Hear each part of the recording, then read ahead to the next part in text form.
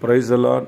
ஆண்டவரும் இரட்சகருமாய் இருக்கிற இயேசு கிறிஸ்துவின் நாமத்தினால் யாவருக்கும் அன்பின் வாழ்த்துக்களை தெரிவித்துக் கொள்ளுகிறேன்.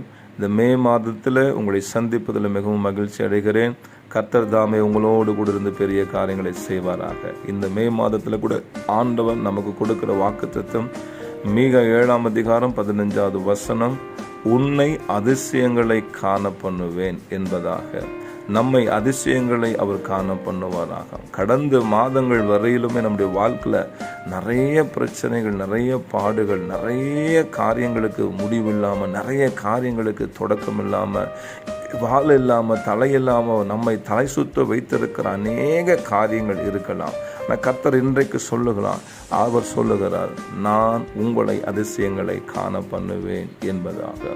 இப்படி வேதம் சொல்லுகிறது. யாத்திராகமம் 34 அதனுடைய 10வது வசனம், பூமி எங்க இருக்கிற ஜாதிகளிடத்தில் செய்யப்படாத அதிசயம் உன் ஜனங்கள் கண்கள் முன்பதாக உன்னோடு கூட நான் இருக்கிறேன் என்பதை அறியும்படியான காரியம், பயங்கரமான காரியத்தை நான் செய்வேன்.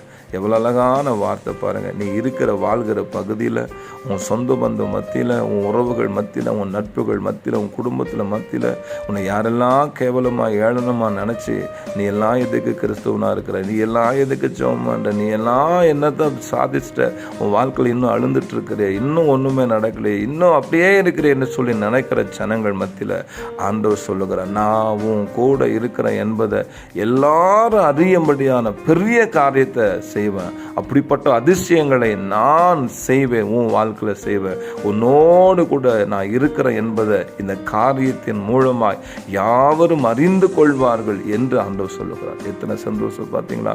நமக்காக அவர் வைராகியத்தை சால்வையாய் போற்றிக் கொண்டிருக்கிறார். நமக்காக அவர் பரிந்து பேச போகிறார். நமக்காக காரியத்தை அவர் வாய்க்க பண்ண போகிறார். நமக்காக பெரிய காரியங்களை, ஆராய்ந்த முடியாத, எண்ணி முடியாத காரியங்களை அவர் செய்ய போகிறாராம். ஆமென். இந்த வார்த்தை கேட்டுக்கொண்டிருக்கிற உங்கள் யாவருடைய வாழ்க்கையிலும் ஆண்டவர் இப்படிப்பட்ட மகத்துவமான காரியத்தை செய்வதற்காக நன்றி செலுத்தி இயேசுவின் நாமத்தினால் உங்களை ஆசீர்வதித்து ஜெபிக்கிறேன். பிதாவே, ஆமென், ஆமென்.